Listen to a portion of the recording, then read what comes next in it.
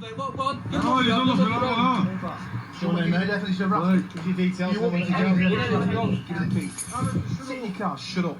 And if you want to fucking step to me and puff in your chest and something like that, then fine. I'll lock you up. We'll do that, shall we? I'll mix us up. Public order. Screw up to a police officer. Should I do that? Who are they going to believe, me or you? Who are they going to believe, me or you? I'm a journalist. Yeah, it doesn't matter. I was walking past and saw an incident. We've been told and advised people. I appreciate that, and I was exercising. Well, listen, can you leave? And I don't need to be surrounded by videoing. You're either exercising or you go indoors. So I was video exercising. me. Look, Sergeant Gary Brown, Yeah, 305 go home. Can we just stay 2 meters? Go home. I'm Go trying. home. Go home or you get fined. Go home now. You're gonna find me. Yes. I'm asking. I don't understand. I was walking past. I'm a journalist. I saw an incident. I don't care I wanted what to you make sure are. it was okay. Go home. I was. We're all very close You're to me. killing people. I'm not. Go I was going for a walk. home. You're coming close to me. I'm trying to. I'm now surrounded by 5 people. Off you go. Right, Goodbye. 3058 Gary Brown. Bye. Good evening. Okay, so now we're having a lot of problems with how the police are behaving with the public. A lot of people are getting in contact with me with these videos for this. People are asking me for advice.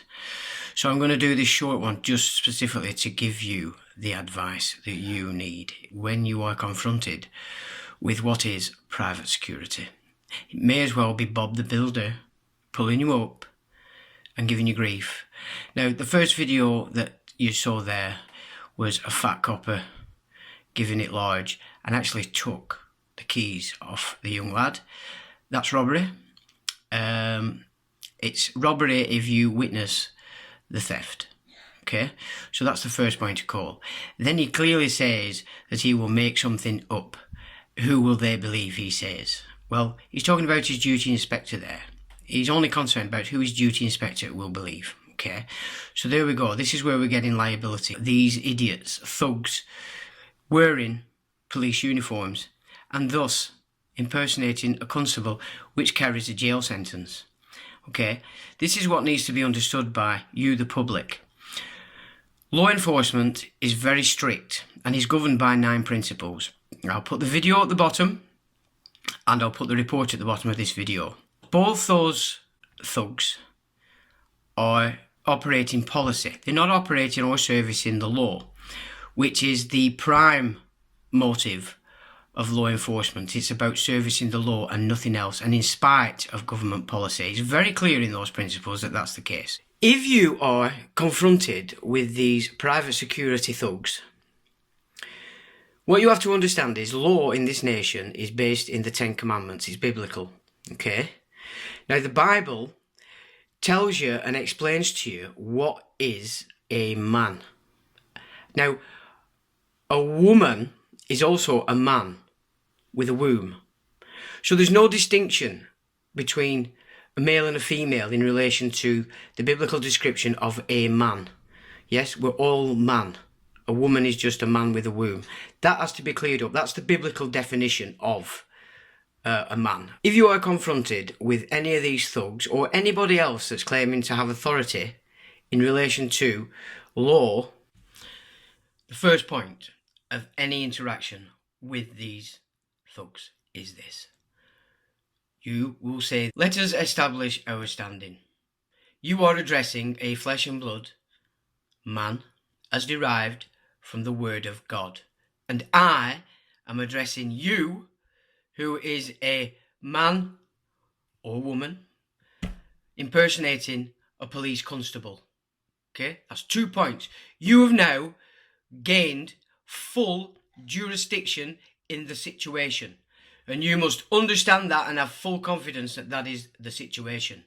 Then, your third point, you demand that they get their duty inspector on the radio. Immediately you want to be speaking to the duty inspector. You inform the duty inspector immediately that you are a flesh and blood man as derived from the word of God, and you are reporting a trespass by one of his officers, and that you are going to hold the duty inspector, whomever he is, liable for the trespass and breach of law. Is that clear? No matter what happens after that, worry not. If they touch you, that's assault. Secondly, if they touch any of your equipment and take it from you, that is robbery. Okay, robbery. It's not theft. It's only theft if nobody sees it. If you see and witness the theft, it's robbery. If they arrest you, that's kidnap. It's assault. Okay, that's what it is. If you get to the station, you sign nothing. Absolutely zero. And if you want to get in contact with me, I will be happy to act as your lawful advisor.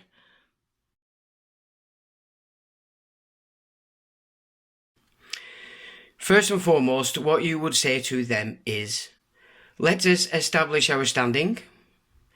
Don't give them a chance to talk. You do the talking. You have the authority. And you say, you are addressing a flesh and blood man as derived from the word of God. Once you've established that fact and you have presented that to him, you have put him on notice as to who he is dealing with, he or she. Okay, then you will explain to him that you, or see, I am addressing a man or a woman, whichever way you want to play it, who's impersonating a police constable. Okay, straight away then you've just given yourself all the authority in law. To cancel out any more aggression, which was clear in the fat one, bigging it up, being the big tough guy. Remember, he's doing that because he's been told he can do by his duty inspector. Okay? His duty inspector is the one giving out those commands. And this is why the fat one thought he could speak to a member of the public in that manner. These goons are operating Mickey Mouse politics, policy, government policy. The government is a corporation with one sole proprietor, which is HMQE2, a fiction. A fiction because there is no flesh and blood attached to that title. Do you understand? These goons that are running around thinking they have all the authority have taken an oath to Mickey Mouse. To Mickey Mouse. And they believe that gives them all the authority on the land. It does not. It does not. Okay? Now, if they arrest you, if they touch you, that's assault. If they put you into a van, that's kidnap. If they touch any of your property and take it off you, that's robbery. And the duty inspector is liable for all those claims against him and the thug that is initiating the whole garbage. It's very important that you guys understand that you have all the authority in law as the public, providing you're not breaking common law.